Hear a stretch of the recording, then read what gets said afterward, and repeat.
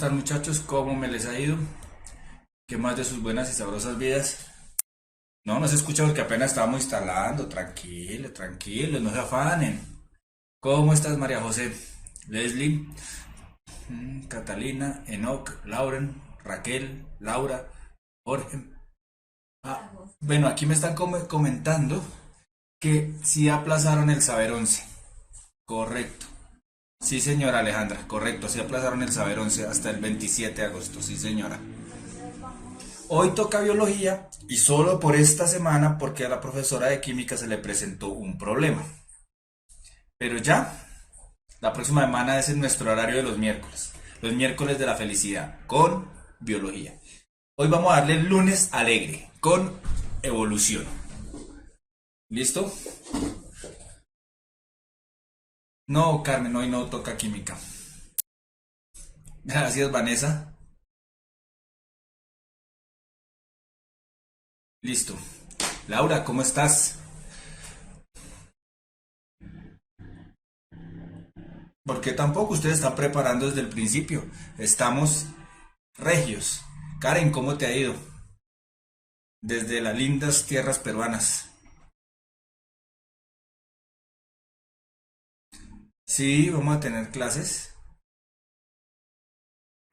Bien, comencemos. Ya que nos desperezamos y ya salimos de todas estas. Valentina, muy bien, gracias. Ya que salimos de todos los saludos y de todo y nos desperezamos, entramos. Chile, presente, muy bien. Y obviamente, pues Colombia. Entonces, evolución. Vamos a hablar de la evolución. ¿Qué es la evolución? Luisa, te saludo.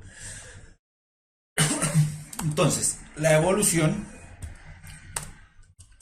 vamos a mirar toda la historia del concepto de la evolución, ¿cierto? Para llegar a decir qué es la evolución, a tener un concepto claro de qué es la evolución. No, Silvia, ya te había visto, no eres nueva, ya no vuelvo a caer, pero te saludo, ¿cómo estás? Bien, entonces, en la historia de la evolución de los seres vivos está desde el principio, del principio, de los principios, de los principios, de los principios. Pero vamos a ver aquí a dos grandes pensadores, Platón y su discípulo Aristóteles, ¿correcto? Entonces, en Platón, lo que podemos llamar el gran antihéroe del evolucionismo, si es que existe esa palabra antihéroe del evolucionismo. ¿Por qué? Porque él tenía la idea del demiurgo, ¿cierto? Que el demiurgo era el creador. ¿Ustedes saben más? No, ese no es Sócrates, Vanessa. Esos son Platón y Aristóteles. Platón es este barbadito de acá, Aristóteles el discípulo.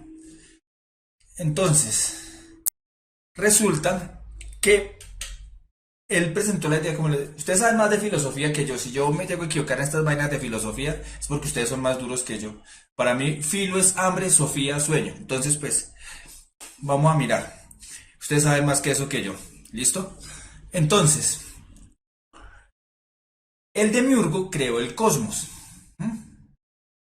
Entonces, todo lo que vea en el cosmos está porque él es bueno, ¿cierto? Todo está ahí porque él es bueno. Y todo, y libre a sus celos, el demiurgo, libre a sus celos, dijo que todas las cosas debían ser como él y son así. Entonces, para él, todas las cosas eran estáticas, eh, no había cambio, ¿correcto? No había cambio. Entonces, él no creía en la evolución, en esa época no se creía en la evolución, se creía que lo que estaba y lo que era la idea concebida en el mundo ideal. Y ya, pare de contar. Eso decía Platón. Pero su discípulo, Aristóteles, un poco más naturalista, ¿cierto? Iba más hacia la parte natural. Entonces, él decía que él escribió un libro, un tratado que se llamaba La Scala Naturae, ¿cierto? Entonces, en la Scala Naturae, Él clasificó los organismos, por eso también es el padre de la taxonomía. Él ya creó una clasificación jerárquica, donde los que se podían mover y que eran organismos superiores y así las plantas inferiores, y que los organismos vivos mostraban una clara causa final, ¿cierto? Que todo había sido diseñado con un propósito. Eso decía Aristóteles. Pues también hay muchas otras ideas de los chinos y bueno, de todas esas culturas por allá. Siempre una, porque la gente siempre está tratando de pensar por qué lo que está, está, ¿cierto? Pues Lauren, la verdad, como te digo, para mí filo, hambre, Sofía, sueño, más allá no voy. Para mí el único filósofo que existió fue Aristóteles porque ya fue naturista y él ya se me dijo el padre de la taxonomía y con él fue la primera clasificación que se dio con la escala Nature. ¿Correcto? Sí, señor, el hombre era el peldaño más alto porque aparte de ser movimiento y todo eso, él era pensante, era el hombre del ser pensante. ¿Correcto?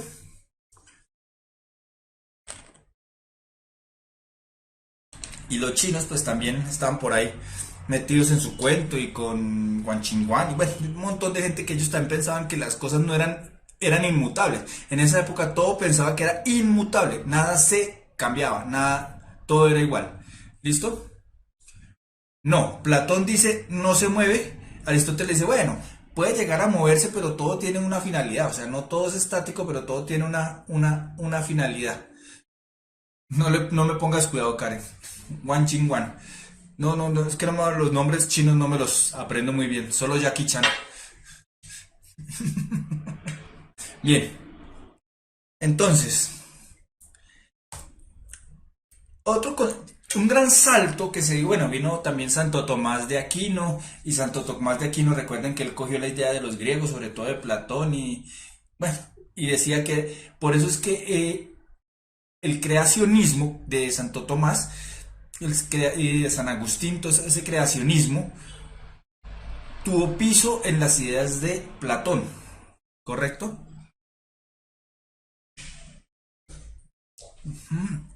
Entonces, ya en el siglo XVIII, ¿cierto? En los siglos XVIII, pues, ¿qué se dio antes? Pues se dieron pues la exploración de todos esos nuevos territorios, ¿cierto? En donde aquí España estuvo aquí por toda esta parte, lo que es la India y todas las islas, aquí el archipiélago malayo, aquí lo que es Inglaterra, bueno, todas las grandes exploraciones que se dieron en el siglo XVIII, ¿correcto? Ujú. Entonces, al encontrar todas esas exploraciones, ¿qué vieron? Todos los que venían de este pedacito chiquito de acá, de esto, este pedazo era lo que conocían, esto, los europeos, no más, no iban más para allá, no miraban más allá de sus narices. ¿Y qué hacían los europeos? Los europeos, pues cuando ya empezaron a explorar por todo el mundo y encontraron nuevos territorios, ¿qué pasó? Pues simplemente que ellos se dieron cuenta que había animales muy parecidos en otras partes, aunque no eran los mismos, ¿correcto? Entonces empezaron a mirar varias cosas y empezaron a pensar, bueno, ¿qué pasa? ¿Por qué se desarrollan esas mismas formas, por llamarlo con algún concepto, esas mismas formas, esos mismos parecidos, tanto en territorios lejanos como por aquí, en América, o África, o incluso el archipiélago malayo? ¿Mm? Ya vamos a ir a Darwin, no te afanes, Karen. Tú siempre acelerada. Vamos que vamos despacio. Otra idea importante que se dio fueron el hallazgo de los fósiles, ¿cierto? Los fósiles, los fósiles fueron estudiados por muchos naturalistas y encontraron muchas formas diversas. De hecho, la palabra fósil viene enterrado en la tierra, quiere decir eso, ¿cierto? Y ellos decían, bueno, en esos fósiles, ¿por qué están enterrados ahí? Y esas formas, ¿qué quieren decir? ¿Cierto? Si esas formas son de cosas que ya no están, ¿m? Ya no están. Entonces ahí llegó este señor, ¿m? Que se llama William Smith. William Smith era inglés, creo que era. Bueno, el Reino Unido. La verdad no sé si era inglés o galés. No me acuerdo. Pero él era un geólogo. Dicen que es el padre de la estratigrafía. Estratigrafía. ¿Cierto? ¿Qué hizo él? Él era un geólogo, él comenzó estudiando con un topólogo. Él era de formación católica y empezó a ver, encontró que varios estratos, ¿cierto? Que se encontraban varias capas. Y en esas capas se pueden identificar los fósiles que contenía en las mismas sucesiones de roca, ¿sí? Entonces, que había un grupo de fósiles más antiguos que estaban más enterrados que los que estaban más arriba y siempre se encontraban bien fuera, ya fuera en América o en Europa, esas se encontraba en los estratos, sí, en las capas, en las diversas capas que hay, Laura. Entonces él dijo, bueno, hay una hipótesis que se llama el principio de sucesión faunística. Era otro Will Smith, sino que este blanco en inglés. Uy, Daniela, me corchaste, no sé. Déjame, yo te averiguo eso porque la verdad ahorita no sé. Entonces, que el principio de sucesión faunística, que es el principio de sucesión faunística. Él decía que una fauna sustituye a la otra y a la otra y que empiezan a acabarse. No necesariamente todavía ser petróleo, dependiendo de cómo se haya acabado. Los fósiles ya quedaron en roca por la forma de compactación. ¿Mm?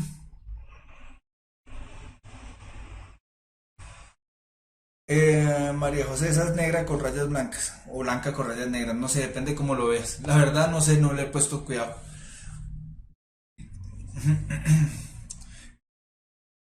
No. Álvaro Uribe. Uy, por Dios santo. Tenemos al mismísimo expresidente. No, señor. William Smith es un homónimo. Es decir, con el mismo nombre no es economista. ¿Correcto? Correcto, Vanessa, el economista es Adam Smith. Entonces, continuemos. Gracias a eso, entonces surgió lo que mucha gente llama es que las especies en realidad solo eran variedades marcadas, o sea, que era la misma especie pero eran con una variedad diferente. Entonces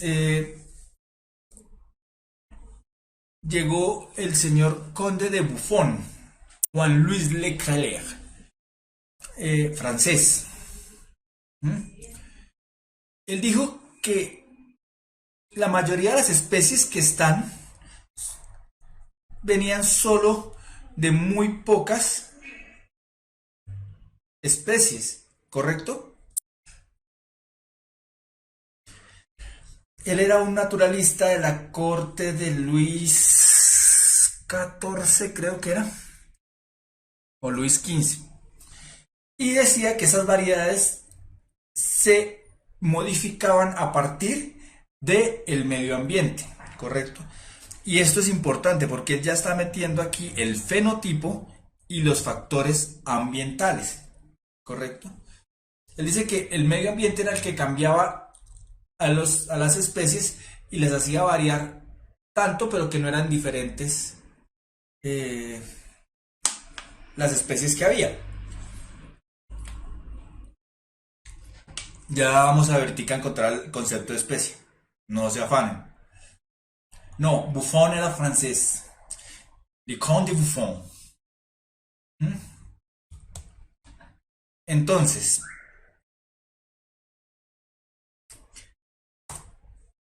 de ahí se empezó a desarrollar una gran ciencia que es la geología, ¿cierto? No tienen que saberse los nombres, pero es bueno que entiendan de dónde viene el concepto, porque los conceptos no salen porque sí o porque llegó alguien y se los inventó, sino todo tiene un trasfondo y un contexto para poder llegar a un concepto, ¿correcto?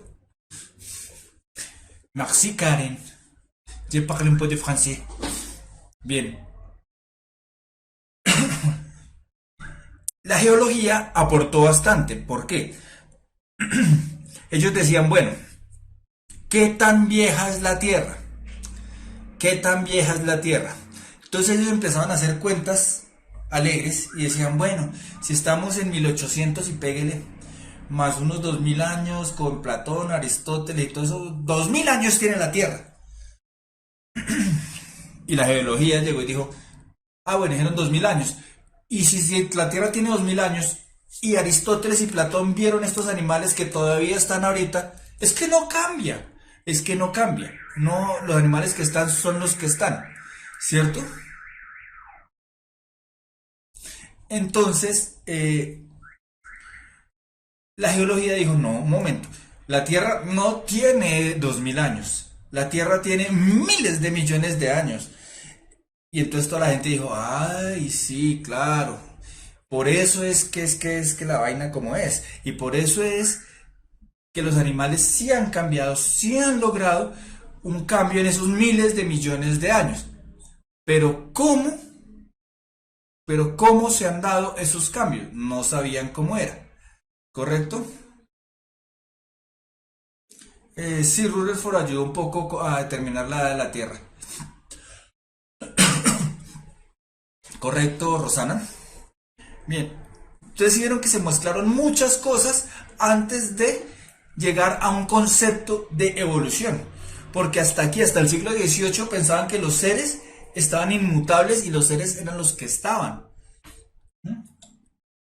El único que medio había propuesto algún cambio era Buffon, que había dicho que el medio ambiente ayuda a que cambien que cambien las formas de las especies, ¿cierto?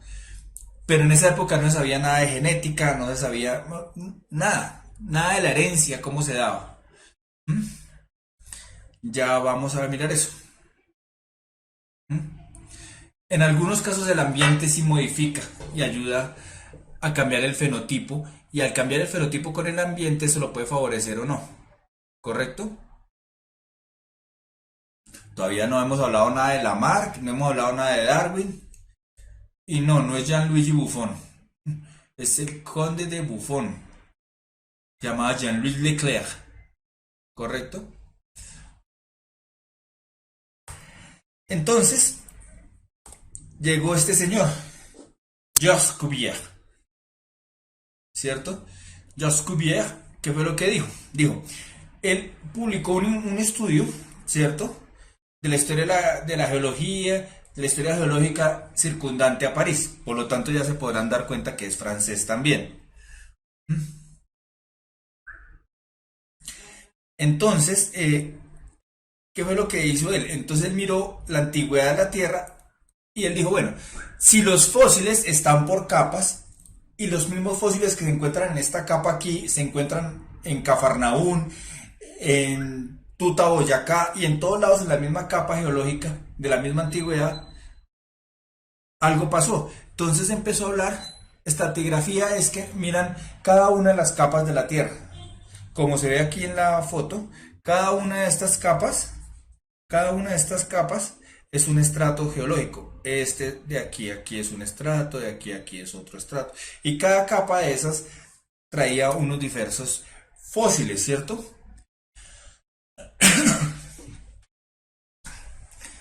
Entonces, ¿qué fue lo que hizo él? Entonces dijo, bueno, este es el catastrofismo. Entonces, ¿qué fue lo que dijo? Fácil, yo lo explico sencillo. ¿Por qué los fósiles no están ahí? ¿Y por qué los animales ya no están? Sí, hay capas, pero en el subsuelo, Johan Parra.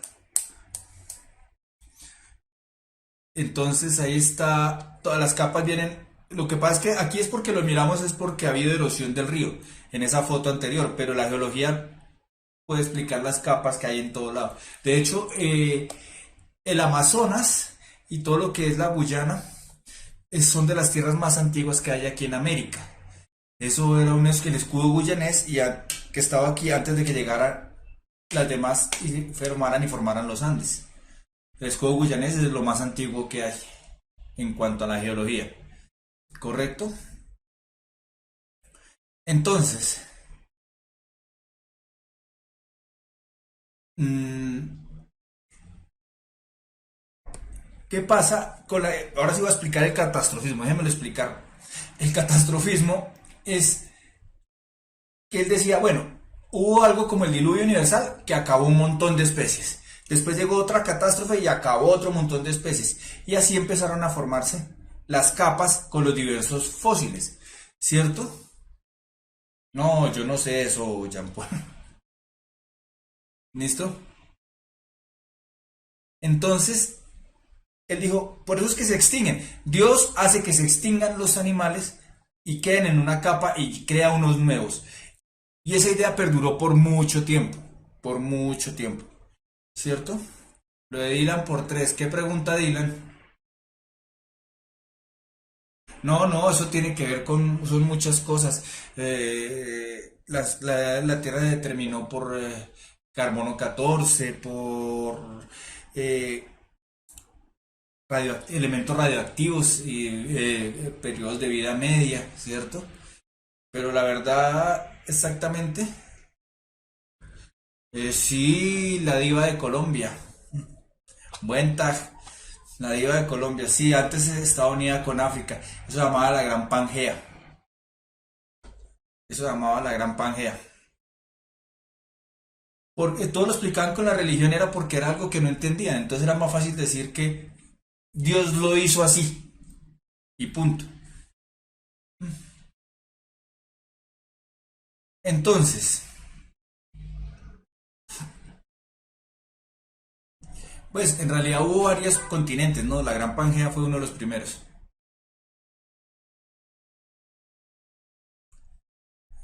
Entonces, eh, llegó este señor. Este señor sí que dio un salto gigantesco, gigantesco, gigantesco, gigantesco en cuanto a la evolución. Jean-Baptiste Lamarck. Él era un anatomista comparado, ¿cierto? Entonces él decía, bueno, hay dos fuerzas evolutivas que se combinan y que me dan varios árboles filogenéticos, ¿correcto? Entonces, eso ha sido un montón de estudios, sí, Daily Sofía. Por movimientos de placas tectónicas se han hecho estudios de rocas y muchas cosas que se encuentran aquí también se encuentran allá. Entonces, Lamarck, él dijo, bueno, hay muchas cosas que mirando, él cogía todos los fósiles y todos los huesos y todos los esqueletos que encontraba y hacía mediciones y miraba y empezaba a comparar el de una especie con el de la otra, ¿correcto? Entonces, ¿el qué fue que dijo? Él dijo, bueno, tengo dos postulados, ¿cierto? La ley de uso y desuso de los órganos y la ley de la herencia de los caracteres adquiridos. ¿Mm? Entonces, ¿el qué dijo? Dijo, primero, él cogió de ejemplo la jirafa y dijo, bueno, unas jirafas que empezaron a tratar de alcanzar las ramas más altas, plagas tectónicas no, placas tectónicas, que son las placas que forman la Tierra. Porque recuerden que en el centro la Tierra es líquida, ¿cierto? A un calor infernal. La roca es líquida, que es la lava. Y encima de eso son como capas que se van formando, que se van secando, ¿cierto? Y como obviamente esas placas se están moviendo. Entonces, él dijo que las jirafas trataban de alcanzar las ramas más altas y eso hacía que empezaran a estirar el cuello, ¿cierto? Y por eso el cuello les crecía y las patas se les alargaran. Asimismo, había órganos que los animales no utilizan y se empezaban a atrofiar y dejaban de utilizarlos. ¿Correcto? Entonces, eh, entonces él dijo, él postuló eso y después dijo, bueno, y ese carácter de que en la vida ella había estirado el cuello, estiró el cuello, eso se lo heredaba a su hijo. Claro, en esa época, que repito, no sabían nada de las herencias de genética ni nada, entonces fue un paso gigante. Pero sabemos que no es del todo cierto, ¿cierto? Imagínense ustedes a Dwayne La Roca Johnson, ¿cierto? Y el hijo le salga igual de... No, ¿cierto? Porque él en toda su vida él tuvo que hacer muchas pesas para volverse así parecido a mí, cuajado, ¿cierto?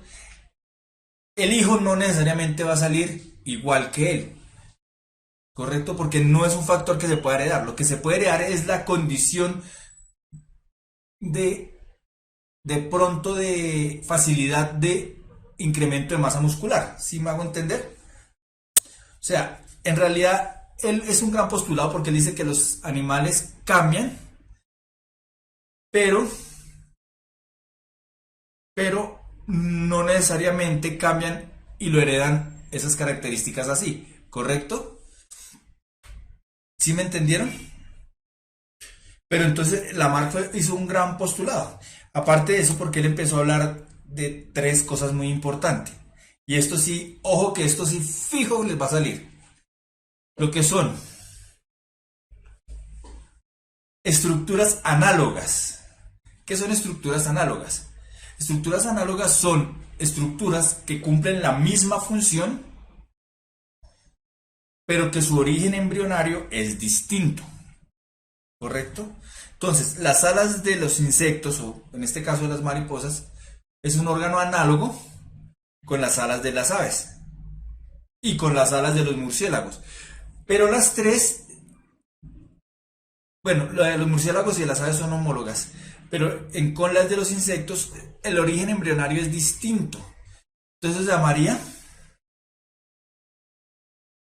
estructura análoga. Eso se lo tienen que meter en el chip, ¿correcto?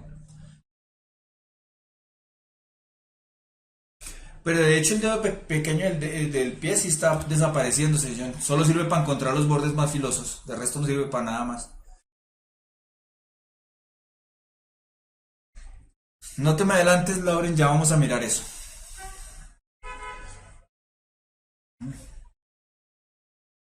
Entonces, primero se dieron las estructuras análogas. Las siguientes estructuras que dieron son las estructuras homólogas. ¿Correcto? ¿Qué son las estructuras homólogas? Las estructuras homólogas que pueden utilizarse para cosas distintas, pero su origen es el mismo. ¿Correcto? Entonces, análogas son de origen embrionario diferente, pero que sirven para lo mismo, como las alas de la mariposa y las alas de las aves, ¿cierto? Son de origen distinto, estas tienen hueso y todo, en cambio estas no, pero las sirven para volar, ¿sí? ¿Sí? O sea, son distintas, pero sirven para distinto origen, pero sirven para lo mismo. Eso es análogo, ¿correcto? Y las homólogas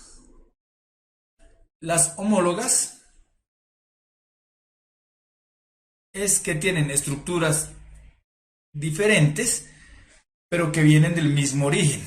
Entonces aquí vemos el brazo de un hombre, ¿cierto? La pata de un gato, la aleta de una ballena, el ala de un murciélago, ¿cierto? Entonces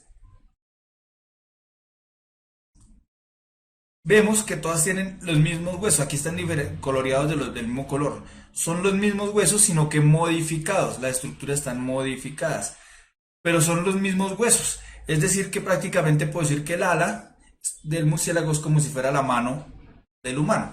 Entonces, eso es homólogo, ¿correcto? Vienen de lo mismo, ¿correcto? Sí, exacto, contienen más estructuras, vienen del mismo origen, pero de, de función diferente. Cambian de acuerdo a la función, ¿correcto?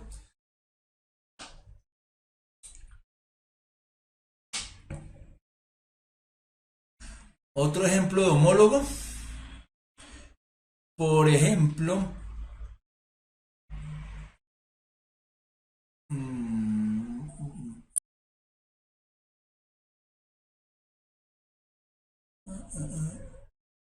los dientes han cambiado de diferentes formas. Ustedes saben que las vacas solo tienen una hilera de dientes, los caballos tienen diastemas, y esas estructuras han cambiado, pero dependiendo de la función, ¿correcto?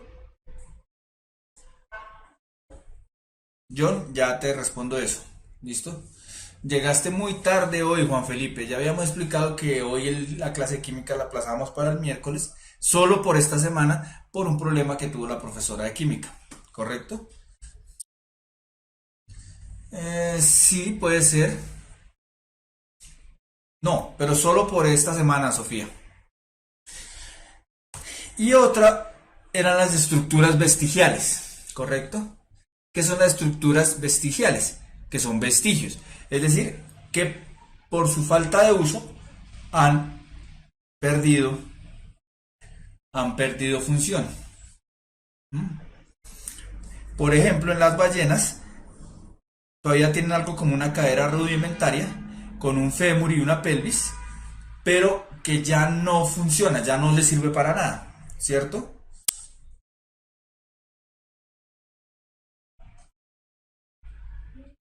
Algunas narices, por ejemplo, como la del elefante.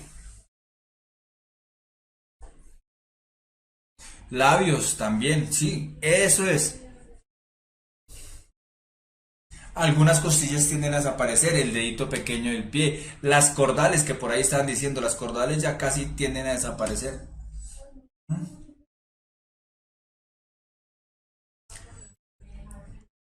No la tienen, si no sirve es porque en un principio una ballena primitiva la tuvo y la fue perdiendo con la evolución, ¿correcto? El apéndice, gracias Catalina, claro ejemplo del apéndice. Entonces vestigial es algo que estaba y que ha ido perdiendo función, por lo tanto ya no se usa y por lo tanto empieza a desaparecer, ¿correcto? El coxis es una cola rudimentaria que nosotros tenemos, muy bien. Pregunta a Diva.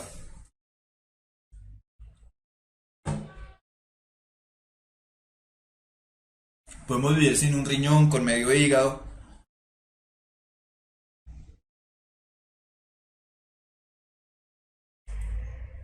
Yo no necesito creer en la evolución. La evolución es una teoría comprobada y está.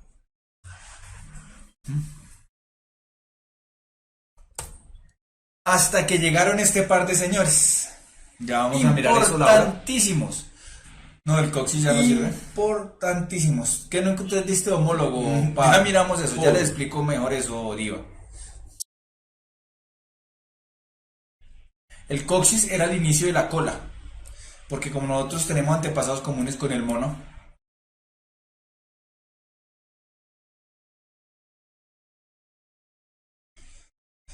pero el dedo pequeño es el que menos equilibrio le da al cuerpo. El que más equilibrio le da es el dedo gordo.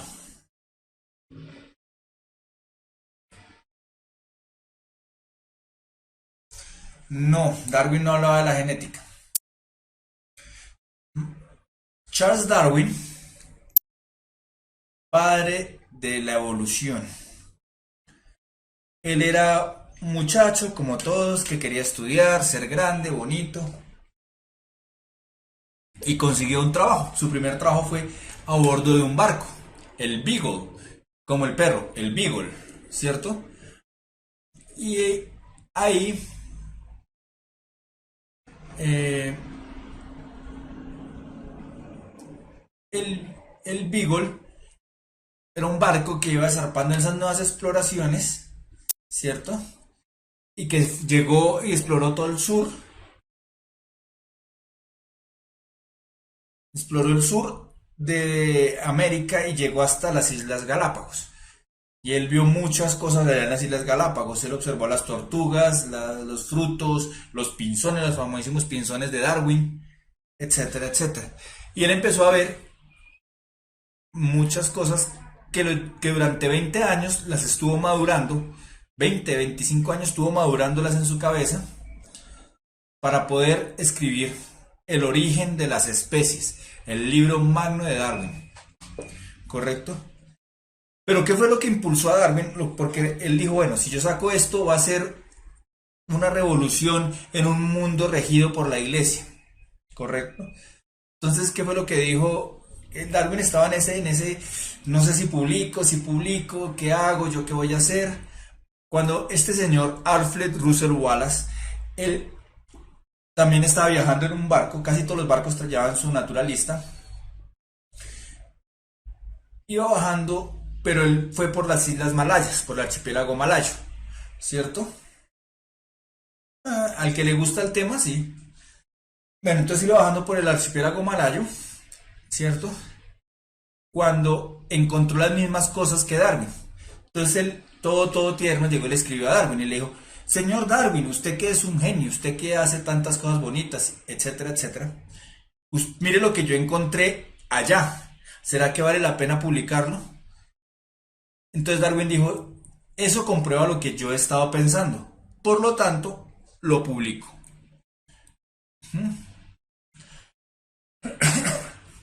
Entonces, como ya sabían, por todos los descubrimientos de la geología y por todos los que ya les había dicho yo a ustedes que venían dándose y todo ese boom que se venía dando desde Buffon, Lamarck, Cuvier, etcétera, etcétera, etcétera.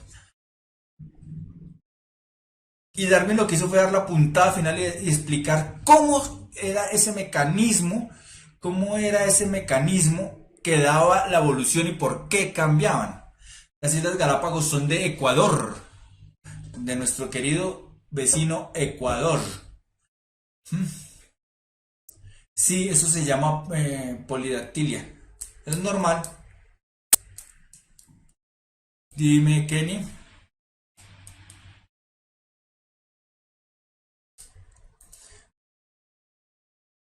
Más que complementada, Darwin explicó otras cosas que ya vamos a ver más adelante. Por ahora miremos estas preguntas como para que vuelvan otra vez a bajar un poquitico, descansen y arrancamos nuevamente.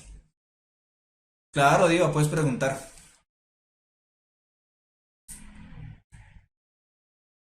Entonces, la siguiente figura evidencia la morfología similar de algunos mamíferos placentarios comparados con algunos marsupiales.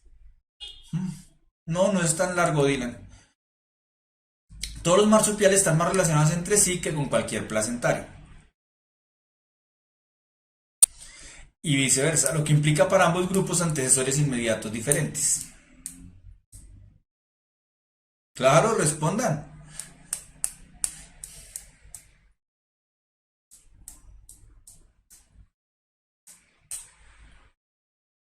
Sí hemos evolucionado, Johan.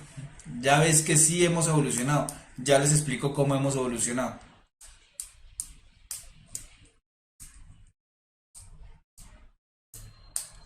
Entonces, ¿cuál sería la respuesta a esta pregunta? Mientras ustedes miran la respuesta a esta, yo le respondo a Johan. Si ustedes miran, uno de los grandes rasgos de la evolución ahorita, gracias al alimento y gracias a la escogencia y todo eso, es encontrar que somos mucho más altos que lo que éramos antes. Eso es un rasgo de evolución. Otro rasgo que hemos cambiado, o porque lo que pasa es que como se dan miles de años, nosotros tenemos que mirar, siempre se está evolucionando. Lo que pasa es que nuestro ciclo de vida es tan largo que no alcanzamos a ver esa evolución. Tienen que pasar muchos años para que logremos ver la evolución. Ve. ¿Cómo así que entre la B y la D? Escoge una, Sofía.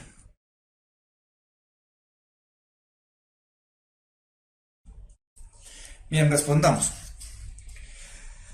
Entonces, teniendo en cuenta lo anterior, el parecido entre parejas de marsupiales y placentarios puede ser explicado porque el ambiente ha favorecido la existencia de genotipos idénticos y fenotipos similares.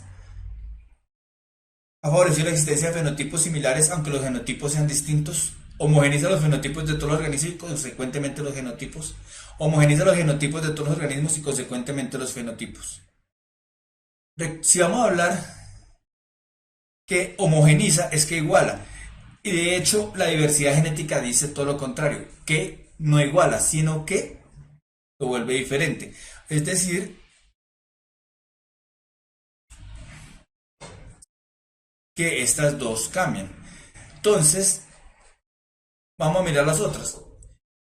Si decimos que vienen, que están relacionadas y que tienen antepasados diferentes, quiere decir que su genotipo es diferente, pero su fenotipo es parecido, por lo tanto la respuesta es la B. ¿Correcto? Bien. El cronosaurio, la foto muestra el cronosaurio, un gran reptil marino que vivió desde mediados hasta finales del Cretácico.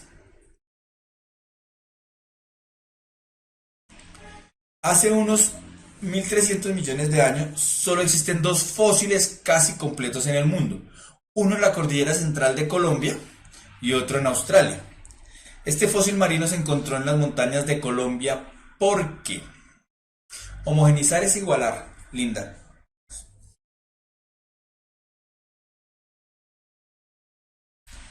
Hace millones de años Sudamérica está sumergida en un mar de aguas someras.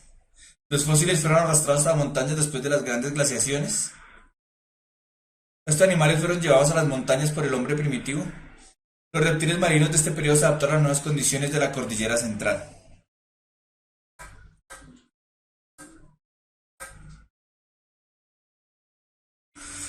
B, B, D, D, B. A, B, B. A, Miguel, Daniela, Checho, Manuel de Bez, Catalina. La respuesta la vamos a mirar. ¿Ustedes creen que si es un reptil marino, va a estar en una montaña después de las glaciaciones? No, señor. ¿Creen que los antiguos primitivos hombres llevaron huesito por huesito a las montañas? No, señor. ¿Ustedes creen que los reptiles se adaptaron a las cordilleras, nuevas condiciones? No, señor. Lo que pasa es, como les expliqué, Sudamérica estaba hundida, solo estaba el escudo guyanés y cuando llegó salieron los Andes. Al salir los Andes, esos fósiles que estaban abajo quedaron en la cordillera. Por lo tanto, la respuesta es la A. A de ahora nos merecemos un descanso. Entonces, vamos a descansar un rato, 5 minuticos, y continuamos.